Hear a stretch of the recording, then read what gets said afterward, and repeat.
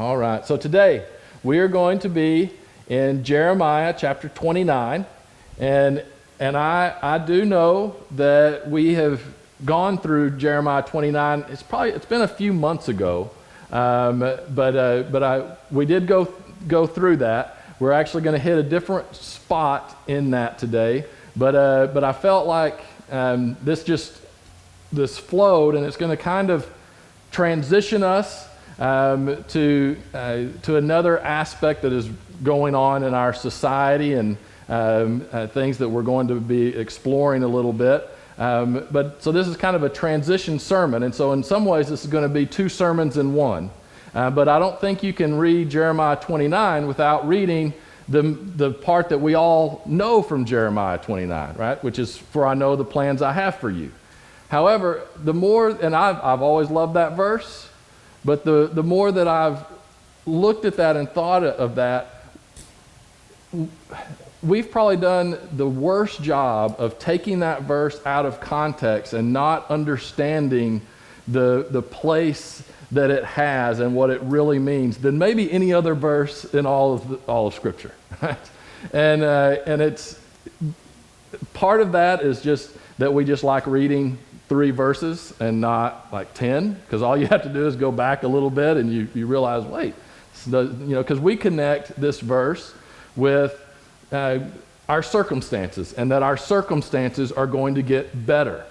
And so that when God says, "I have a plan for you to prosper, plan for you to have a future and a hope," that we just look at that and go, "Oh, well, my circumstances kind of are really bad right now, so that means they're going to get better because that's what God wants for me."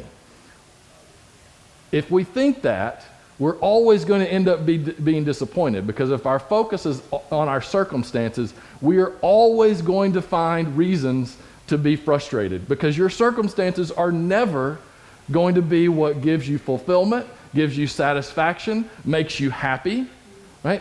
There can be elements of that, and I'm not saying that all circumstances are equal. There's some that it's going to be a lot harder than others. But if you're looking at your circumstances for that verse to be true, that God is giving us a hope and a future because look at how great my life is going. Well, you're never going to experience the benefits of that verse, right? And so the sermon today is we're going to talk a little bit about that, but this is also in context of what we've been talking about the last couple of weeks, of not fearing. We started off with that last week. We were looking at Shadrach, Meshach, and Abednego. So we're in this time frame of the exile, right? Of when the people have been removed from Jerusalem. Now they're in exile in Babylon. That is the context of Jeremiah 29 as well. So when Jeremiah is writing this, Daniel, Shadrach, Meshach, and Abednego, and a whole bunch of other people are in Babylon. And they haven't been there too long, okay? And so Jeremiah is speaking to them. And we're going to get into, one, the circumstances, but two, also the challenge that comes with a change in time. So when the times start to change, you have lots of different opinions on what time it is. And it becomes challenging because it's like, okay, who do we listen to?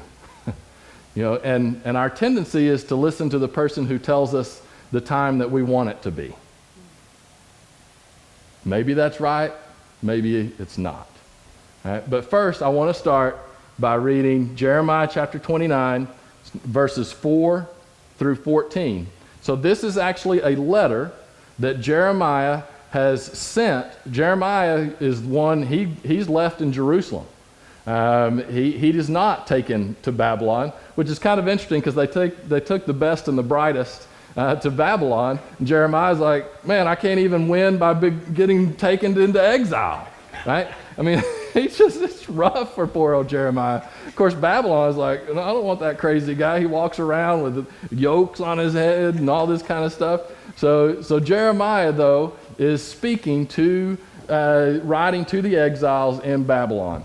And he says this. He says, "This is what the Lord Almighty, the God of Israel, says to all those I carried into exile from Jerusalem to Babylon. Build houses and settle down. Plant gardens and eat what they produce. Marry, have sons and daughters. Find wives for your sons and give your daughters in marriage so that they too may have sons and daughters. Increase in number there. Do not decrease. Also, seek the peace and prosperity of the city to which I have carried you into exile. Pray to the Lord for it, because if it prospers, you too will prosper. Yes, this is what the Lord Almighty, the God of Israel, says. Do not let the prophets and diviners among you deceive you. Do not listen to the dreams you encourage them to have. They are prophesying lies to you in my name. I have not sent them, declares the Lord. This is what the Lord says. When 70 years are completed for Babylon, I will come to you and fulfill my good promise to bring you back to this place. For I know the plans I have for you, declares the Lord, plans to prosper you, not to harm you, plans to give you a hope and a future. Then you will call on me and come and pray to me, and I will listen to you. You will seek me and find me when you seek me with all your heart. I will be found by you, declares the Lord, and will bring you back from captivity. I will gather you from where all the nations and places where I have banished you, declares the Lord, and will bring you back to the place from which I carried you into exile." All right, so let's stop there for a minute. I think it is vital to read that verse with all of that, right? Because this is a very interesting message that Jeremiah has. Right? So he's writing to a group of people who at this point are ticked off. Right? They've been defeated in battle.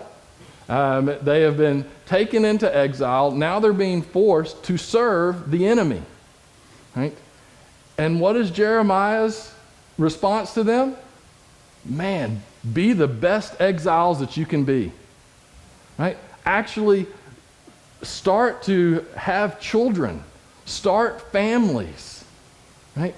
This would be a tough message to hear, because if you're in exile, you would rather hear a message, okay, let's figure out how we're going to get out of this, right? And we're doing it for God, right? And you could make the case there, right? But Jeremiah's saying, no, this is what God has chosen for you. And by the way, he's been telling you that this is coming for like 200 years.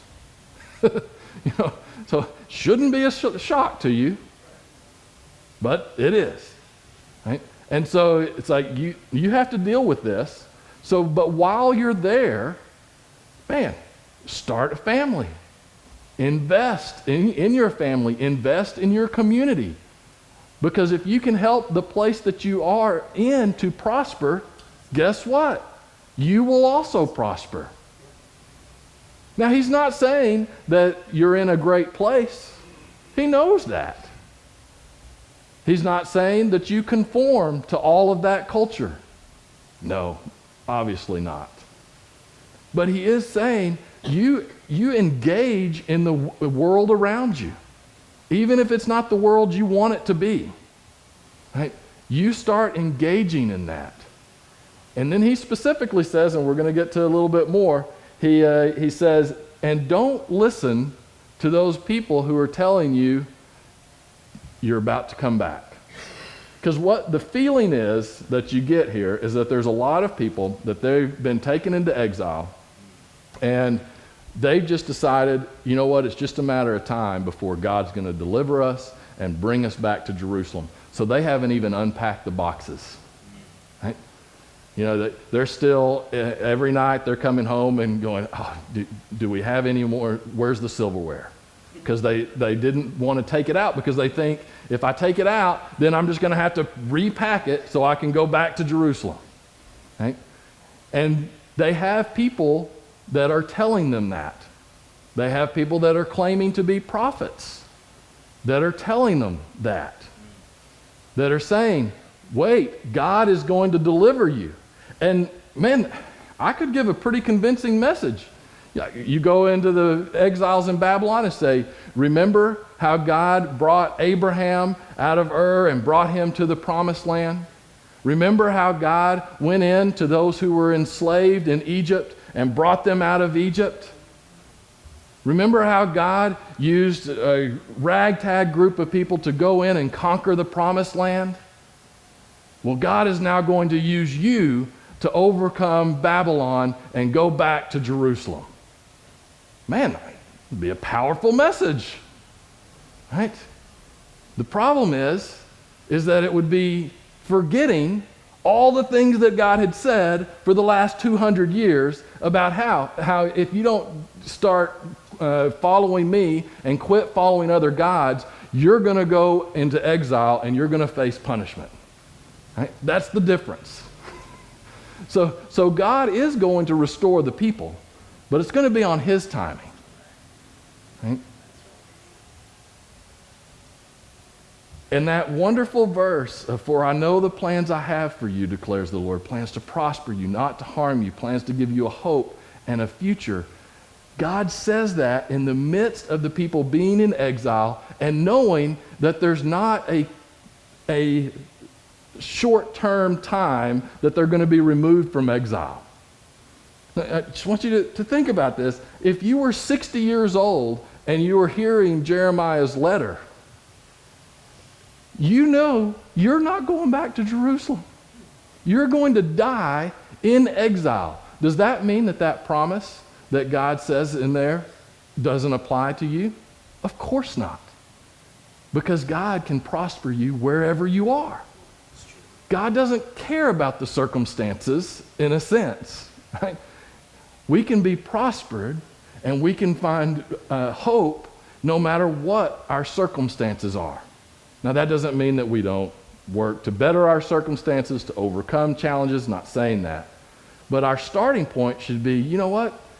I know that God is with me no matter what my circumstances are. He's going to give me strength no matter what they are. Even if things around me keep going wrong, that doesn't mean that God isn't walking with me. This is important, and we're really going to expand on this in the next few weeks to come, because I think this is vital for us to understand. It's something that we've done a really bad job of in our theology of teaching. We base so much on our circumstances. And God is a God who is a realist. He's not an optimist. He's not a pessimist. Right? He tells you how it is, and that life is not easy. Your circumstances are not always great. But yet in the midst of that, God has a plan for you, a plan to prosper you, not to harm you, a plan to give you hope and a future, even if you're in exile. Right? Okay, so that is vital to understand. But whenever you're in that type of place, see, these are two very different messages that are colliding now from different prophets. Jeremiah's message is, sorry, life is tough. Suck it up. Be faithful to God in the midst of it. Experience the blessings of God. But it's going to be tough. The other message is, no, God's going to remove us from this situation. God's going to come in and make everything right again. Right? Both of those messages could be true. There's times in the Bible we see both of those types of messages to be accurate. You have a group of people now that's hearing these two messages. Which one would you rather hear? Not Jeremiah's, let's be honest. You would rather hear the message that says God's going to remove you from being out of exile, and He's going to have this great triumph over King Nebuchadnezzar. That's the message you would want to hear. And that's a message that was being preached as well. You can read through a lot of Jeremiah 29, and in chapter 28, you see even more of this. But I want to get to the end of Jeremiah 29, where Jeremiah addresses a specific prophet. His name is Shemaiah. So verse 24 says, "Tell Shemaiah the Nehelamite, this is what the Lord Almighty, the God of Israel, says. You sent letters in your own name to all the people in Jerusalem, to the priest Zephaniah, son of Messiah, and to all the other priests. You said to Zephaniah, the Lord has anointed you priest in place of Jehoiada to be in charge of the house of the Lord. You should put any maniac who acts like a prophet into the stocks and neck irons. So why have you not reprimanded Jeremiah from Anath, who poses as a prophet among you? He has sent this message to us in Babylon. It will be a long time. Therefore, build houses, settle down, plant gardens, and eat what they produce. Zephaniah the priest, however, read the letter to Jeremiah the prophet. Then the word of the Lord came to Jeremiah. Send this message to all the exiles. This is what the Lord says about Shemaiah the Nehelamite. I'm sure that's butchered. Because Shemaiah has prophesied to you, even though I did not send him, and has persuaded you to trust in lies. This is what the Lord says. I will surely punish Shemaiah and the Nehelamite and his descendants, and he will have no one left among this people, nor will he see the good things that I will do for my people, declares the Lord, because he has preached rebellion against me. All right, now, this passage freaks me out. I'll be very honest. And if the pronunciation of names is connected, whether you're a false prophet or not, I'm in trouble. Also, the Old Testament, talked about this morning, the Old Testament talks a lot about baldness as a negative thing. If that's connected with being a false prophet, I'm in trouble. Right? I can't do anything about it. But what we're dealing with here is something very serious, because we don't necessarily have the information that Shemaiah is this evil guy who doesn't love God. Okay? Now, we don't know that. But from what I'm reading here, I think Shemaiah is doing what he thinks God is calling him to do. Okay? That's the time we're in now, where we have two totally different messages that cannot both be true. I know we like the modern way of thinking that, there is no absolute truth and stuff like that, but guess what? There is. Right? You may not want there to be. Sometimes I don't want there to be gravity, but there is. Right? Truth exists. And we have prophets or pastors or Christians who now are holding views that both cannot be true. And both come from people who believe they are being faithful, and who many are legitimately trying to be faithful. I do believe that. But we live in a Romans 1 time where people have been given over, right? Where there is deception. So this is very difficult. And so what's happening here is Shemaiah is basically trying to, he's talking to the leaders over in Babylon as well as in Jerusalem, saying, why are you listening to this maniac, this crazy person, Jeremiah? He's telling us, can you believe that he's telling us to just start eating the food that is grown in these pagan fields? Can you believe that? Can you believe that he's saying just to be content living under oppression? That's what he's saying. And Jeremiah responds by saying, you are lying. God has not called you to say this. I know that God has called me to say the word of the Lord. But imagine being the people. That's a tough place to be, right? And assuming that Shemaiah is doing this because he loves the Lord and he thinks that God is just going to overcome like he has done in the past, he's confused as well. That doesn't mean there won't be consequences for what you hold on to. Right? He is going to be wrong, and history would prove him to be wrong. I say all this is kind of a sermon to me because it's like, okay, you better be careful. The words that you say, they do matter, right? And especially in times like this, knowing what time it is. Because people are going to have different understandings of that. Some people will be a deliberate lie. For some, it's just they're not aware of it.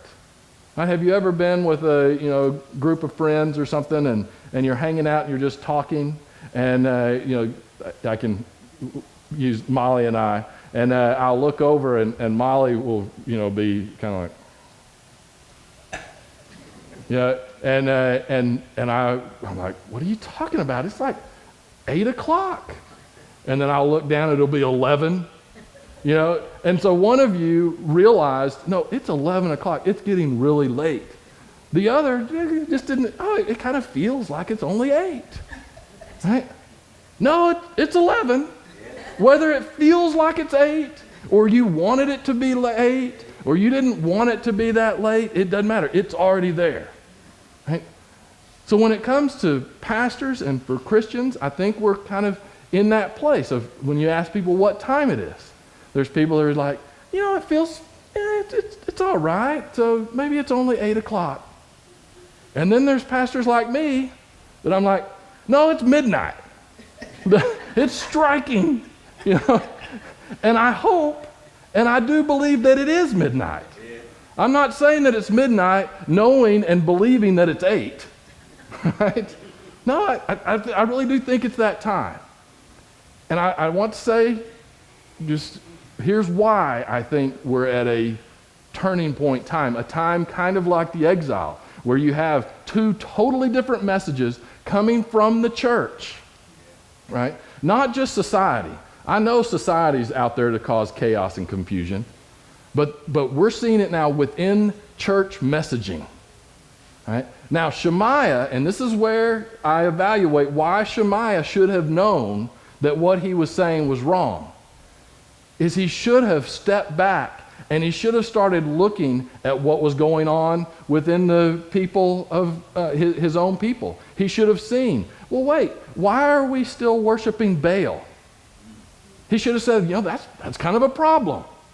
He should have gone back and listened to the prophets before that were saying, if you don't change your ways, God is going to punish you, right? But he didn't. He didn't pay attention to those things. He wasn't aware of what time it was, right? So here's why I think that we're in a transitional time. We're kind of in an exile time, right? One, you look and you just see over the last 50, 60 years a steady and consistent decline in church attendance. That's undeniable. Steady and consistent. Now, church attendance, you may say, well, you don't have to go to church every week. You're right. You don't. But that says something, okay? So we lived in a country that used to have a very high percentage of people going to church. Now that's been on a very steady decline. And now it's led also, in conjunction with that, there has been an increase in people who say that they do not believe in God anymore, right? So it's not, well, we're just really tired of the church, and we're tired of the music, we're tired of the hypocrisy, we're tired of all that stuff that come with churches, so we're just going to worship on our own. That's part of it. But if that were the only reason, you wouldn't see a rise in the number of people who are now becoming more atheistic in their beliefs and thoughts. So we're seeing both of those things happen, right? Now, I don't know if we're at the tipping point, but we're getting close. It's pretty significant, right? We also, we're at a point where many people in our society are very uncomfortable and in fact angered by any overt acts of Christian obedience, right? I mean, we just had a major Supreme Court case that there were people that were so angry, and they were claiming that the Supreme Court is trying to make us a theocracy because a coach knelt by himself and prayed on a football field after the game. That's it. It wasn't even accused that he was forcing students to participate with him. That had to go all the way to our Supreme Court to figure out whether we can allow that or not. If we're uncomfortable allowing that, that's a different place. Right? The time has changed. So, it's not 8 o'clock anymore. Also, moral decline and the transformation of moral understanding is off the chart. Right? And I'm not even going to get to arguing the right and wrong of this. I think we've talked a lot about that. But just the massive change shows that there's a change in the time. Right? The redefinition of marriage, okay? No matter what you think about that, is a massive change. Right? And we just actually had that where it became more official that our country has redefined what marriage is. Throughout all of human history, marriage has been between a man and a woman. That doesn't mean that you couldn't recognize other types of unions and other types of relationships. But when you start to say, no, marriage encompasses all of this, that's a major, major shift. And I believe that it is an attack on the building block of society, which is the family. Right? That shows that it's a different time. You also see an explosion in the activism within the LGBTQ community, especially targeting children. Right? This is different than in times past. Right? And it started with something that everyone kind of wrestled with in gay marriage. Okay? And most, even Christians, believe, well, if someone, under a free society, if someone wants to, enter into that kind of relationship with someone of the same sex, who are we to say? I understand that argument. But when you start redefining marriage to mean something other than what it has always been and what it was designed by God, you're opening up a door. And if you said this at the time, people said, oh, you're ridiculous. All this is we don't want the government regulating what you do in your bedroom. Okay? And I typically kind of agree with that. However, that was not the agenda. And it's important to know that not everyone is part of the activism here. But there is an ugly activism within this. And it moved from gay marriage to a few years ago, you started seeing drag queen story hours. So like at public libraries, hey, bring your kids and have the drag queen be able to read to them. It's a free country. Why are you against this? Because something's wrong. And now it's intentionally targeting our children. Right? And now you have, in different areas, in different places, you have curriculums that are intentionally teaching children about different gender identities, about trans identities when they are young. And the reaction is very interesting whenever Florida passes a bill that all the bill said, you can read it, it's only 7 pages long. All the bill said was that for kindergarten to 3rd grade, you cannot, in your curriculum, you cannot teach gender identity. You can't talk about that stuff. Kindergarten through 3rd grade. Have you heard of the Don't Say Gay bill? That's the bill they're talking about. It does not say that anywhere in there. It does not say that a teacher who is gay can't talk about their spouse. But that's the way that it was presented. Because the spirit of the age, because of what time it is, doesn't want us to know the truth. And doesn't want us to know that our children are being targeted. and they are being targeted to make them confused and to pull them in all different directions. And we're in trouble. There's going to be a generation of children that it's going to be really sad what is happening. Right? The time has changed. This is why I believe the time has changed. I believe the time has changed because of the reaction to the abortion issue. Right? We've talked about there are some arguments that you can have, but all of a sudden we went from safe, legal, and rare, which acknowledged that there was at least should be a problem. Now that's not a logical understanding, safe, legal, and rare, because if there's a reason that it should be rare, why should you allow it, right? Like you can go through those kind of things, but it went from that to now where people are saying, no, this is a moral good. That's a major, major shift. Whichever side you are on, at least understand it's a major shift, right? So I mean, we've gone from arguing about before 20 weeks to before 20 minutes before the point of birth. Right? That's a major, major change. The time has changed. Right? You look at what's going on just with the social unrest, the increase in violence. Right? There's been massive protests over the last few years. All of that is on the rise. Right? You see political instability.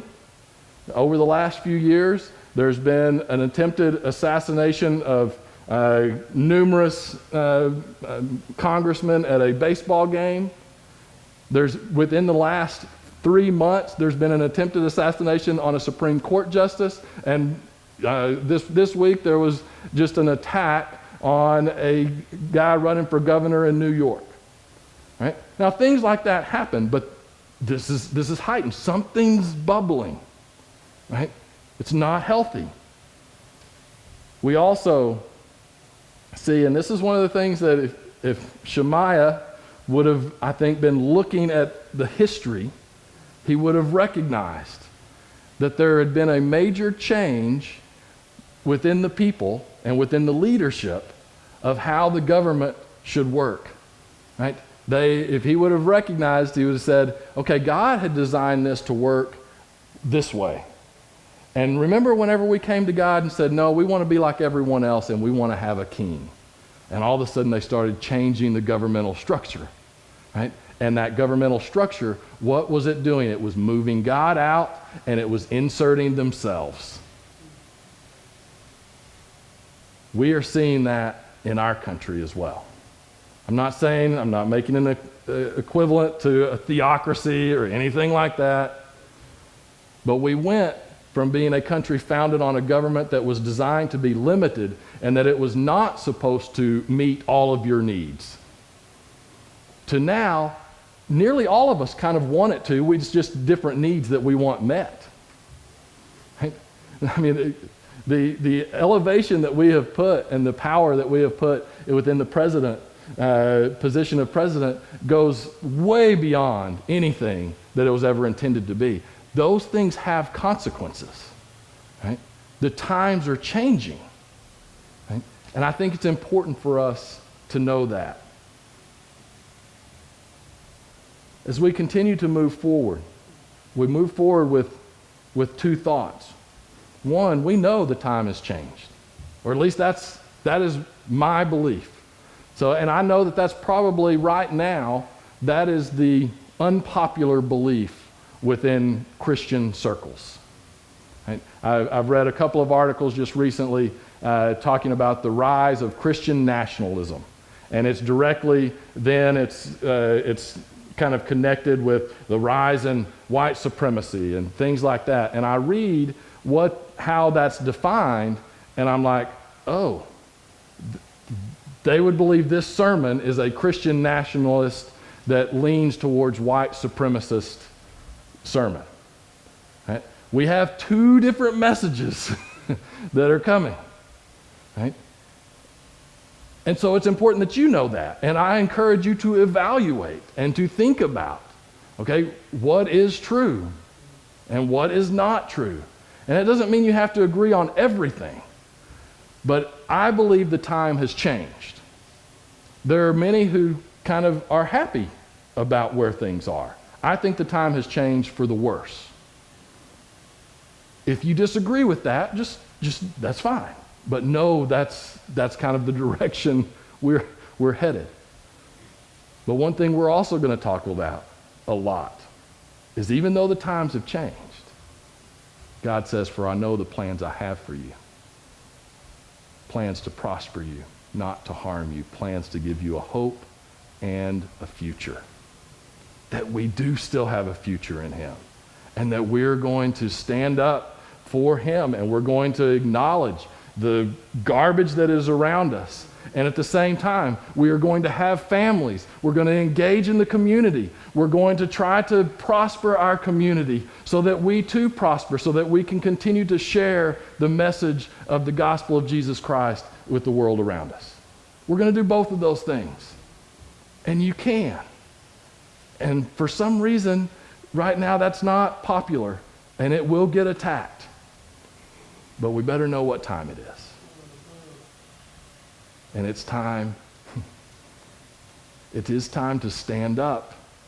It is time to acknowledge what's going on. And it's also time to hold on to the God who says, I know the plans I have for you. That's the God that we hold on to. Let's go to him in prayer.